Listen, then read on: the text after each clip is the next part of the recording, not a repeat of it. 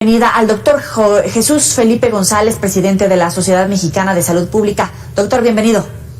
Gracias, buenas noches, Joel, y a tus órdenes. ¿Qué le parece esta propuesta que hace el gobierno mexicano para contratar a médicos cubanos?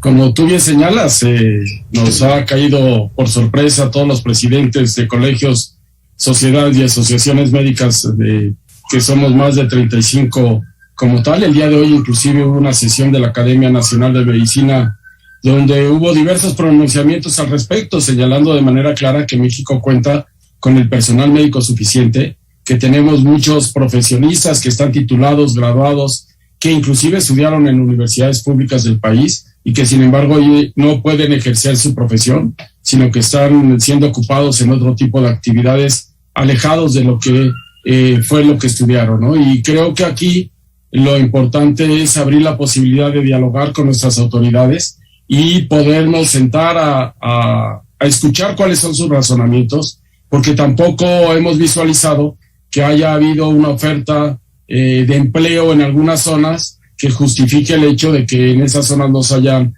podido cubrir por personal de salud como tal, ¿no?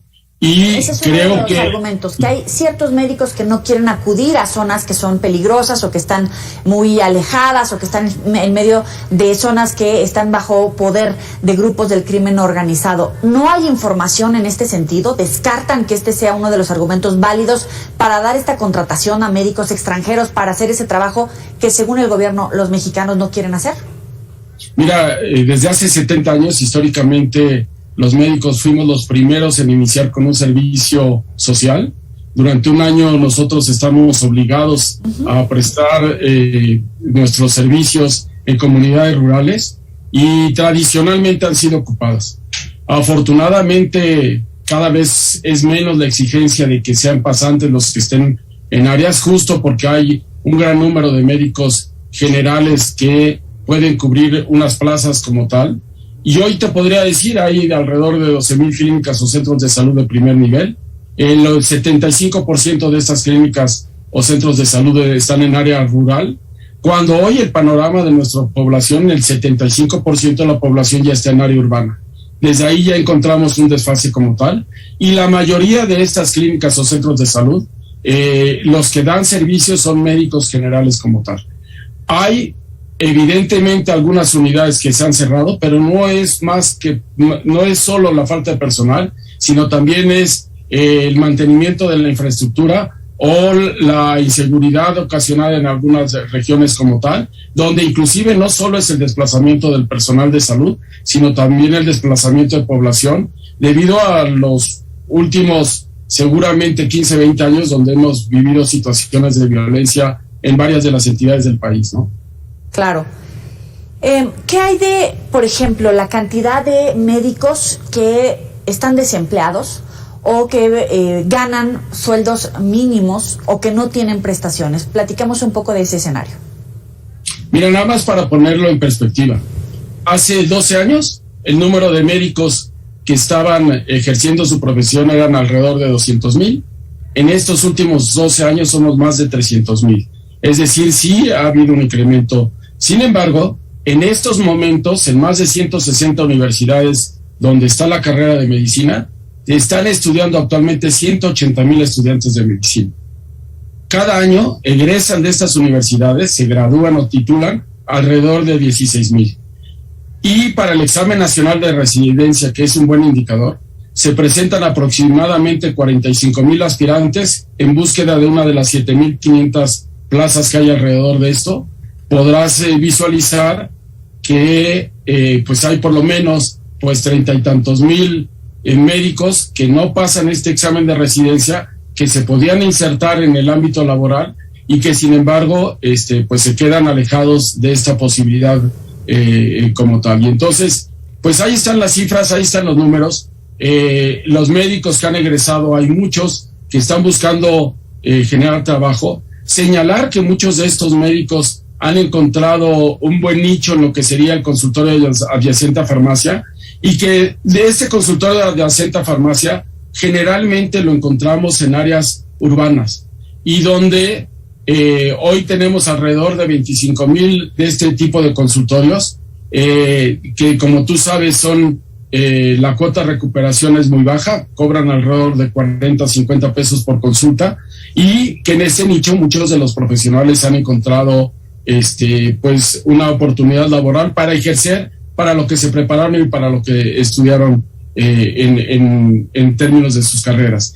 Y señalar también que seguramente muchos de ellos, ante un ofrecimiento de trabajo en alguna institución, ya sea de seguridad social o en lo que serían los servicios estatales de salud, se podrá contratar, y seguramente si se les brindan las cuestiones de seguridad y se les brinda una remuneración adecuada, seguramente se estarían desplazando hacia el ámbito rural.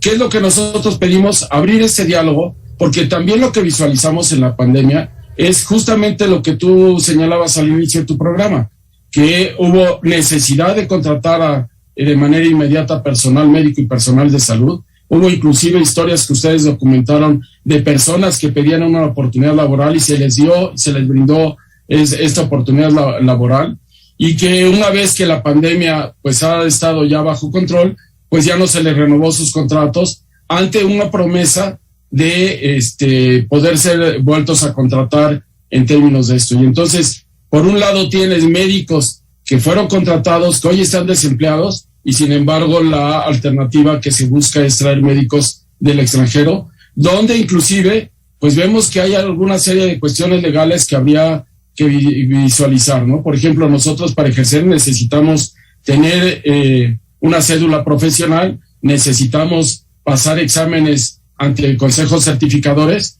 y estar actualizados de manera permanente. Hay evidencia también de que los médicos cubanos que vinieron de manera, pues, de manera bajo algún convenio, como lo señalabas, un contrato a prestar servicio en términos de la atención de la pandemia, pues el nivel que tenían, vinieron, se capacitaron y muchas veces no tenían inclusive el manejo, por ejemplo, o la técnica de manejo en respiradores, que era lo que se necesitaba en esos momentos, ¿no? Quiere decir que, es decir, cuando fue la pandemia por la situación de emergencia no tenían esta capacidad, este nivel que sí tienen los mexicanos por exigencia para lograr ejercer todos estos requisitos que se tienen que cumplir, y hoy precisamente piden que se verifique sobre todo si tienen esta capacitación, si tienen la licencia, si tienen la experiencia necesaria para ocupar esos puestos que bien hacen en pelear esas plazas, porque ya han enfrentado no solamente la situación de la pandemia, todo lo que venían arrastrando antes de la pandemia.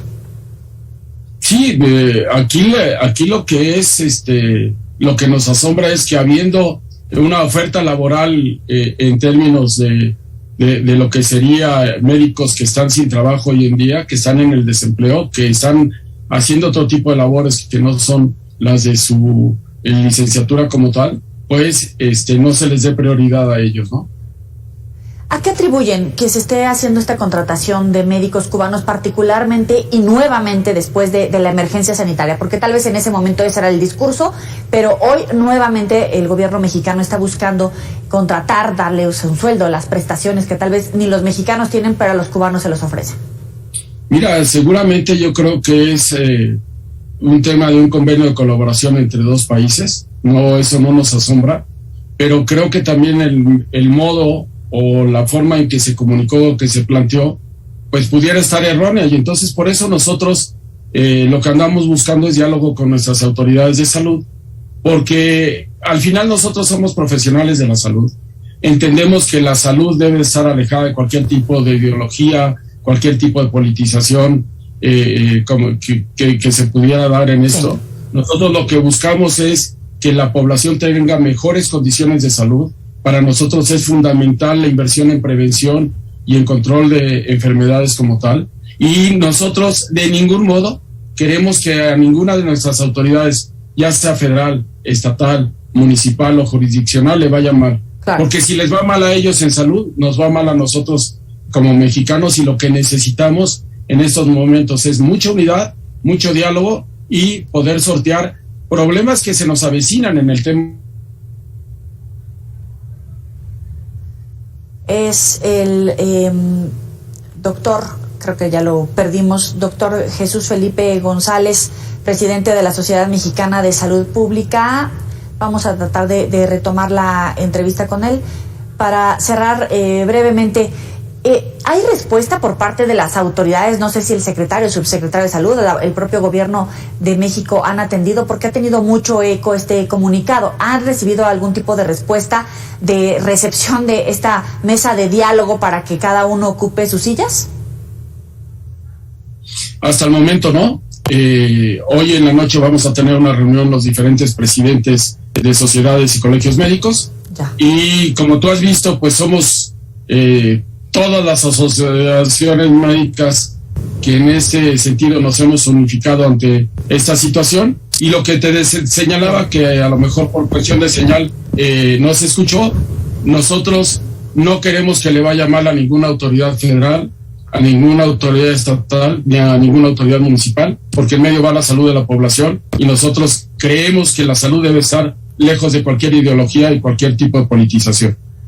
Claro, lo importante es el bienestar de los mexicanos y le agradecemos como siempre, doctor Jesús Felipe González, por estos minutos para el auditorio de Mega Noticias. Te agradezco mucho, Joely. Un placer, hasta luego. Sabe que puede recuperar estos y otras entrevistas en los próximos espacios informativos y en las redes sociales.